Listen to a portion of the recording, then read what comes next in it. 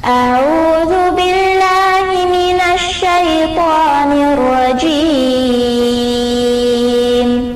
بسم الله الرحمن الرحيم السلام عليكم ورحمة الله تعالى وبركاته.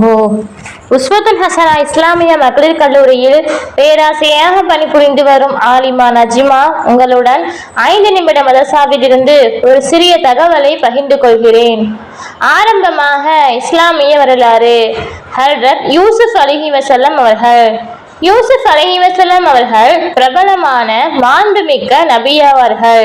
இவர்கள் யாக்கூப் அலைஹிவஸல்லம் அவர்களின் மகனும் இஸ்ஹாக் அலைஹிவஸல்லம் அவர்களின் பேரனும் ஆவார்கள். அல்லாஹ் தஆலா இவர்களை பெருமைப்படுத்தும் விதமாக இவர்களின் பெயரால் யூசுப் என்னும் ஒரு சூறாவை குர்ஆனில் இறக்கி அருளியுள்ளான்.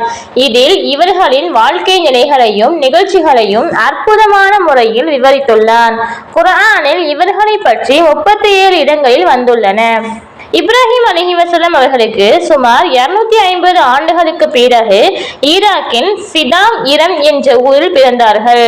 சிறு வயதிலேயே தமது தந்தையுடன் பலஸ்தீன் சென்று விட்டார்கள். இவர்களுடைய 11 சகோதரர்களில் தம்பி புன்யாமீனை தவிர மற்றவர்கள் வேறொரு தாய்க்கு பிறந்தவர்கள் ஆவார். தந்தை யாக்கூப் அலைஹிவஸல்லம் இவர்கள் மீது அளவு கடந்த பாசம் வைத்திருந்தார்கள். நொடி பொழுது கூட இவர்களை விட்டு பிரிய மாட்டார்கள். ஏனெனில் ஆரம்பத்திலிருந்தே யூசுப் அலைஹிவஸல்லம் அவர்களின் இயல்பு மற்ற சகோதரர்களை விட வேறுபட்டிருந்ததே இதற்கு காரணம். யாக்கூப் அலைஹிவஸல்லம் அவர்கள் தமது புதல்வர் யூசுப் அலைஹிவஸல்லம் அவர்களின் நெற்றியில் நபித்துவ ஒளி மின்னுவதை அறிந்திருந்தார்கள். மேலும் இது சம்பந்தமான இறை அறிவிப்பையும் பெற்றிருந்தனர். எனவே மற்றவரிடம் இருந்து தமது புதல்வர் யூசுப் அலைஹிவஸல்லம் அவர்களை பாசத்துடன் விலக்கியே வைத்திருந்தார்கள். அல்லாஹ் தஆலா யூசுப் அலைஹிவஸல்லம் அவர்களை நபியாகவும் அரசராகவும் ஆக்கினான். இரண்டாவதாக அன்னலாரின் அற்புதம். நபியின் சைகையால் பாறை நகருதல். ஒருமுறை இக்ரிமா ரலியல்லாஹு அன்ஹு அவர்கள் முஸ்லிமாவதற்கு முன் நபி ஸல்லல்லாஹு அலைஹி வஸல்லம் அவர்களுடன் ஒரு நீரூற்றுக்கு அருகில் இருந்தார். மறுகரையில் இருந்த ஒரு பெரும் பாறையை சுட்டிக்காட்டி, தாங்கள் நபி என்பது உண்மையெனில் அதோ அந்த பாறையை இக்கரைக்கு அழையுங்கள், அது நீந்தி வருவதை பார்ப்போம் என்றார். நபி ஸல்லல்லாஹு அலைஹி வஸல்லம் அவர்கள் அந்த பாறையை சைகை செய்திட அது அவ்விடத்தை விட்டு பெயர்ந்து நீரில் மிதந்து நபியவர்களின் அருகில் வந்து ஷஹாதத் கூறியது. இக்ரிமாவிடம் உமக்கு இது போதுமா என்றார்கள். அதற்கு இக்ரிமா ரலியல்லாஹு அன்ஹு அவர்கள் இந்த பாறை தனது இருப்பிடத்திற்கே திரும்பி செல்ல வேண்டும் என வேண்டினார். நபியவர்கள் மறுபடியும் சைகை செய்ய அது மீண்டும் பழைய இடத்திற்கே சென்றது.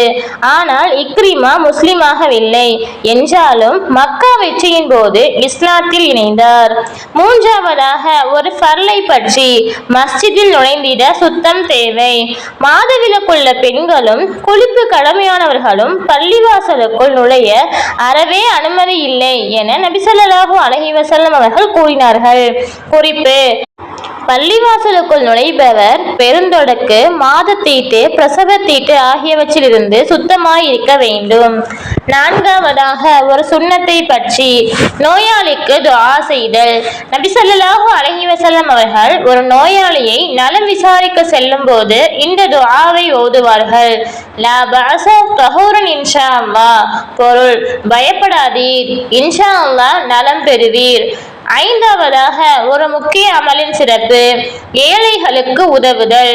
விதவைகளுக்கும் ஏழைகளுக்கும் உதவுவோர் அல்லாஹ்வின் பாதையில் அறப்போர் செய்தவர்களை போன்றாவர் என நபி ஸல்லல்லாஹு அலைஹி வஸல்லம் அவர்கள் கூறினார்கள். ஆறாவதாக ஒரு பாவத்தை பற்றி.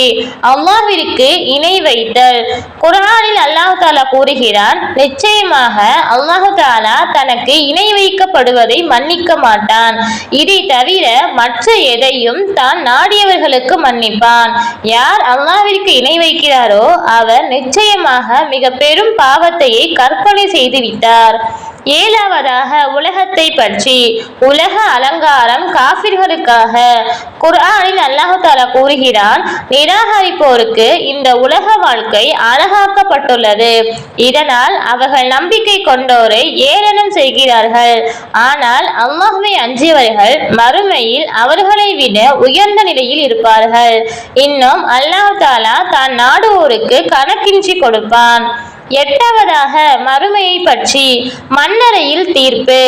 மரணித்தவர்களுக்கு காலையும் மாலையும் அவர்களுக்கான தங்கும் இடத்தை காண்பிக்கப்படுகிறது. ஸ்வர்க்கவாசியானால் அவருக்கு சுவனத்தையும், நரகவாசியானால் அவருக்கு நரகத்தையும் காண்பித்து இதுதான் உங்களுக்கான தங்குமிடம் என கூறப்படும். மறுமையின் போது அல்லாஹ் தஆலா மீண்டும் எழுப்பும் வரை இவ்வாறே நடைபெறும். ஒன்பதாவதாக நபி வழி மருத்துவம். தேன் மற்றும் குர்ஆனில் நிவாரணம். நிவாரணம் அளிக்கக்கூடிய 2 பொருட்கள், அதாவது தேன் மற்றும் குர்ஆனை பற்றி பிடித்திடுங்கள் என நபி ஸல்லல்லாஹு அலைஹி வஸல்லம் அவர்கள் கூறினார்கள்.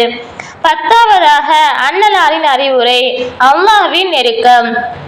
அல்லாஹ் தஆலா இரவின் கடைசி பகுதியில் அடியார்களுக்கு மிக நெருக்கமாக இருக்கிறான்.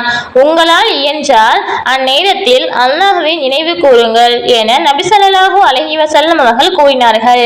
அல்ஹம்துலில்லாஹ். அஸ்ஸலாமு அலைக்கும் வரஹ்மத்துல்லாஹி தஆலா வ பரகாத்துஹு.